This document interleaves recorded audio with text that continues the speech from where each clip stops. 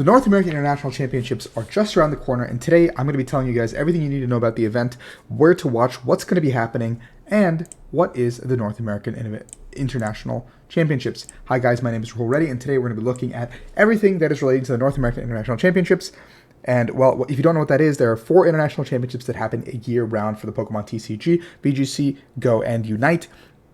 Pokemon North America International Championships is the last one that takes place in Columbus, Ohio. At the conclusion of this event, the 2023 season will all but be capped off, with the last event being the World Championships. So I'm going to tell you guys what the biggest tournament in size will be for the year and how it's going to go. So what is it? It is a major last chance for players to earn championship points, which contribute to a Players World Championship invitation. Championship points are only earned through premier events, and championship points are the only way to compete and qualify for the Pokemon World Championships.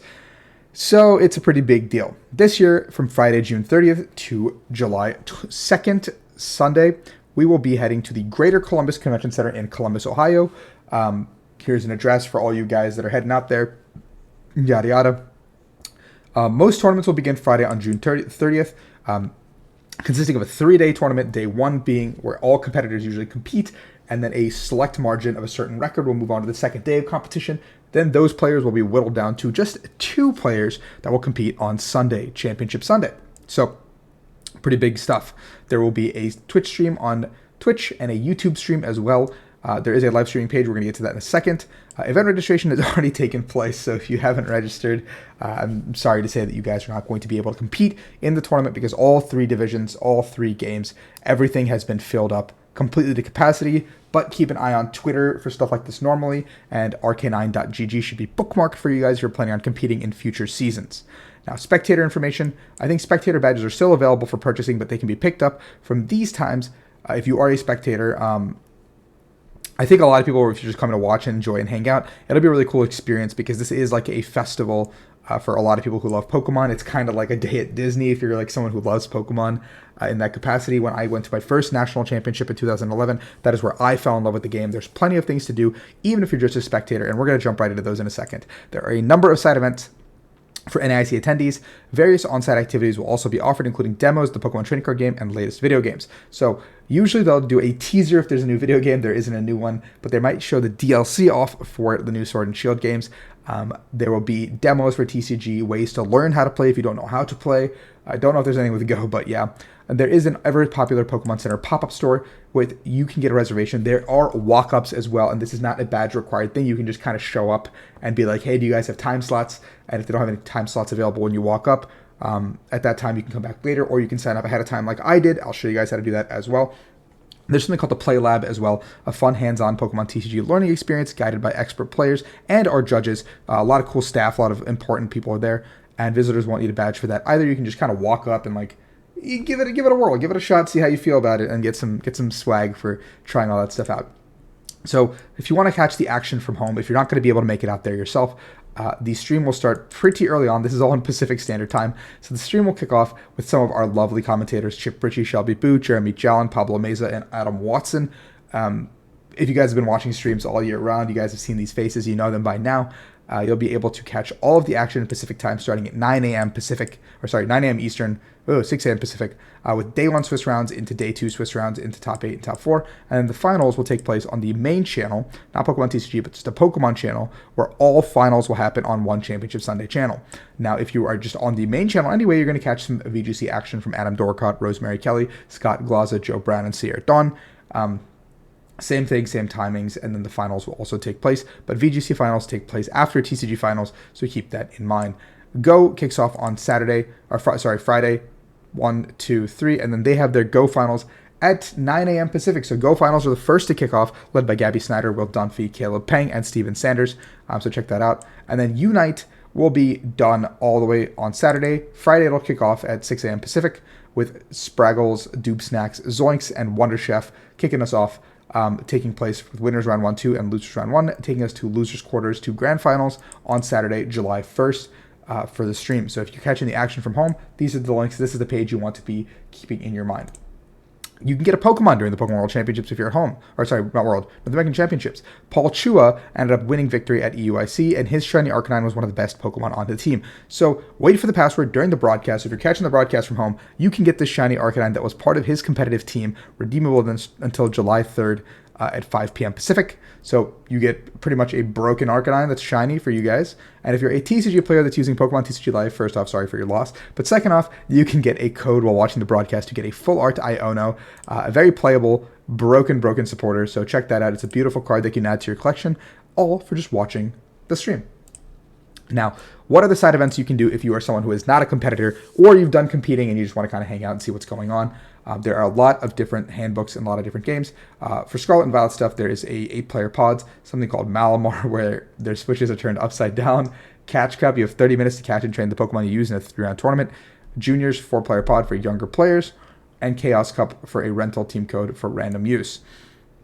I don't know too much about those. I'm not a video game player, but I do know about the card game. There's 4-person pickup. Very quick games. Just get some practice in. Build and battle, you'll get the pre-release style build and battle kits. You guys will play against probably an 8-man pod or some sort of format to use your pre-release format style kits. And you can, basically play a pre-release. A Ditto Draft gives you 6 booster packs, and you do a draft style format using your 6 packs, meaning I think Ditto Draft means like anything can evolve into anything. Like a basic grass can evolve into a stage 1 grass, into a stage 2 grass, etc. And then you have Ditto Draft with a single booster pack. And then as soon as you have 8 players, you can kick it off immediately. There's something called Raid format, fully cooperative, in which 8 players battle against an oversized raid boss Pokemon. Each player must have a legal 60-card deck. I've never heard of this, but that sounds pretty cool. Gym Leader Challenge is the ever-popular expanded format replacement that has been kind of taking place, led by Bahone and the Tricky Gym crew. Very cool format where you can play one type of basic Pokemon and one single copy of any other energy that is not basic. And it's a very fun format that is very interactive, and it usually has a pretty big audience draw. There's a team format, which is a 2v2 event. Teams of 2 compete to be the first to take 9 of the 12 prize cards across 3 lanes of play. So just the first to their 9 prizes wins. And then there's juniors as well. And there's a parent tourney. So if you're someone who's a parent who wants to just come hang out, there is Shifting Rules, a standard format deck, and this is made specifically for parents to hang out. It's a very cool addition. Now, I'm not going to go to the Go events, but other competitive side events that you can do. There's a Puzzle League leaderboard. If you are someone who likes Puzzle League OG, that came out when I was a kid, so you can go play and try to get onto the leaderboard for that with retro consoles. There's Unite First Step to learn how to play, Pokemon Tournament King of the Hill to kind of get some max streaks, Mega Construct Speed Battle to build a Pokemon with the Mega Constructs, Pokemon Stadium 4-player, there will be games for that as well. So a lot of retro video games will be available. There are collector periods where there will be trade hour for Pokemon TCG trades, with judges that'll have trades as well. Pin trading, if you're someone who's a Disney enthusiast, you know what pin trading is. You can trade Pokemon pins from events. With other pin collectors, you'll have a certain location to do so you'll find your fellow enthusiasts. Coin trading as well, for those who have their Pokemon coins from, different various Pokemon product, maybe something more exclusive than others, find something you're looking for. And there's dice trading as well, so trade dice with other collectors in general. So there's a lot of collector periods that are going to be taking place. Keep an eye out for those as you get to the venue and see what times they're available for. And then there's some art activities. There's a coloring corner, creative card drawing, and there's a binder decorating place, so you can do a lot of fun stuff that isn't Pokemon TCG or just competitive related. Now, what is the Play Lab? Well, the Play Lab, you show up, you get a 30-card demo battle deck, and you get to go home with that deck, which is really cool. So you get 30 free cards. That is a card demo deck that is, I think, semi-playable, and they kick off at 10 a.m. I think these are all Pacific times once again, so this is like 10 a.m. Pacific. 10 a.m. Pacific will kick us off on Friday, Saturday, and 9 a.m. on Sunday until these close hours. You do something called Poke Catch. You can play with your new favorite cards by catching a Pokemon to learn. It's a very basic level to learn, what Pokemon are, what energy types are. And then Catch and Attack will teach you how to battle and start the game itself. And then the demo deck battle introduces Pokemon V and throws you into the thick of things for a quick game of Pokemon TCG and teaches you how to play Pokemon. So I would recommend checking out the Play Lab if you're a first-time Pokemon TCG attendee and learning how to play the game. Now, if you're a TCG player like me, what is your day going to be? Well, you get a promo card, you get a bunch of swag for entering. I will have the swag posted up on Twitter. Check it out when you guys see the thing. It's the same swag from year round, so the same swag that I got at Oceania, Latin America, and Europe. It'll be the same copy, just saying the North America tag instead of the ones that already exist. So check those out when I get those posted, so it'll be awesome. There will be 9 rounds of Swiss on day 1, and all masters with 19 match points or more we'll move on to the second day of Swiss, where we'll play 6 more rounds of Swiss into a top 8 single elimination bracket. You should bring your deck as you register for the tournament, damage counters, damage markers, a coin for flipping, and a pen to fill out your match slips. Match slips are very, very important to move the tournament along. Be sure to remember to sign who won the match slip, check off who won which games, and both players need to initial both sides. This really helps the tournament from moving quicker. Bring your own card sleeves as well. Like I like Dragon Shield, but I don't know how much of a big fan I am anymore. Their quality has not been great recently, but until I find something new, Dragon Shield is what I'm going to use. Bring a playmat, bring a notepad for notes, and then when you are checking into the tournament itself, if you've registered, you probably want to bring a form of legal ID to check in so they know that you are you. Registration's already been done, but check-in and badge pickup will be on Exhibit Hall A on Thursday, right in front of Exhibit Hall A on Thursday from 5 to 8 p.m. Keep in mind you want to have your player ID number in mind and your ID or some sort of identification system. And if you're a junior or senior player, a parent or guardian must be present when you're picking up your stuff. So please be sure to have a parent with you at all times for those kinds of things. Prizes are, championship points and a lot of cash money. You can win up to $10,000 for first place and a lot of Pokemon booster packs. That being said, there is a Pokemon Center as well if you are someone who is, just there to do some shopping. Get in there, get out. Is open for the general public. You don't need a competitor or spectator badge to be there. And it is a little pop-up store which will have exclusive products. So there's a reservation time here that you can click on this link. And what it'll take you to is, I'm just going to show you guys what it'll look like. You go here, the branches are selected. You pick up the time slot. You can reserve up to 4 people. Let's say 4. I'll just put in 1. Select date and time. Here are the dates available left. So look, Thursday is already sold out completely, but Friday is pretty empty across the board. Saturday is pretty empty across the board. Look, 8:45 a.m.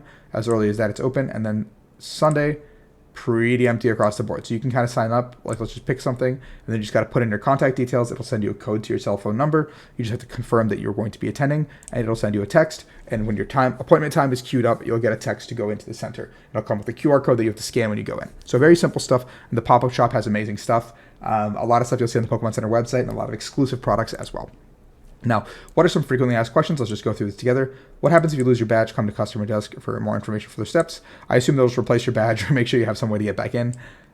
You will not get anything before the event. Yeah, people do think that, like, hey, I registered. Do I get my stuff ahead of time? No, you got to go pick it up at check-in. It's very important. There is no COVID-19 protocols anymore associated with Pokemon tournaments, but if you are someone who is more comfortable wearing a mask, please do so. Please, you don't want to get sick. You don't want anything happening. So, take care of yourself. There is a lost and found as well. This is very important to know. And there are a lot of accessibility services available at the Greater Columbus Convention Center. So, check that out. I don't know too much about it actually myself, but I'm sure these links here and these guys will help you out. Will photography and videography taken to be at this event? Yes, they're taken for your own personal use and, content. If you want to publish it on YouTube and stuff, a vlog. If you're coming, do a vlog. Let me know how you guys are enjoying the content as well. Like, tag me in your videos too. Like, I want to see them. I love watching vlogs. And then TPCI and partners will also be doing their own video areas. So you might find yourself in an opening ceremony video, a closing ceremony video, or a random B-roll video somewhere in between. But being in any ticketed area, so once you've entered through the doors, you have automatically consented to being filmed by TPCI. So keep that in mind. You can't just be like, hey, get the camera off me. You're a celebrity. Welcome. Media passes are here. I don't really know how to do this, but you would click on this and I guess like go through the official press site and apply here. That being said, there are items that cannot be available in the hall. There will be bag checks as well. Basically just airline security level stuff. Just make sure same stuff you're like going on an airport. Don't bring like a full suitcase into the event. But besides that, no alcohol or illegal substances. No explicit wording or pictures. Remember, this is a kid's game, and they'd like to treat it as such, and there will be a bag check. Cosplay is encouraged. I don't really see too many people cosplay usually, but this is the biggest NAIC that we're ever going to have, so maybe that'll be cool. Trading you can do on site, but you can't sell unless you go to the vendors, and there are approved vendors on site. So just don't be doing cash deals and stuff in the venue. No vape, no e-cigarettes, and then there is always a code of conduct that you have to abide by. Pokemon's play equality, equity, diversity, and inclusivity policy. So check that out. And if there's some questions you guys don't have that is not answered in this, or you have from me, please ask them in the comments below, and I will do my best to answer them for you. And that is my NAIC primer. Hopefully this gets you guys excited for the tournament, as excited as I am. I'm very, very excited to be heading out there. And that being said, this is your one-stop shop for everything you need to know about the North American International Championships, and I'll see you guys there. Peace out.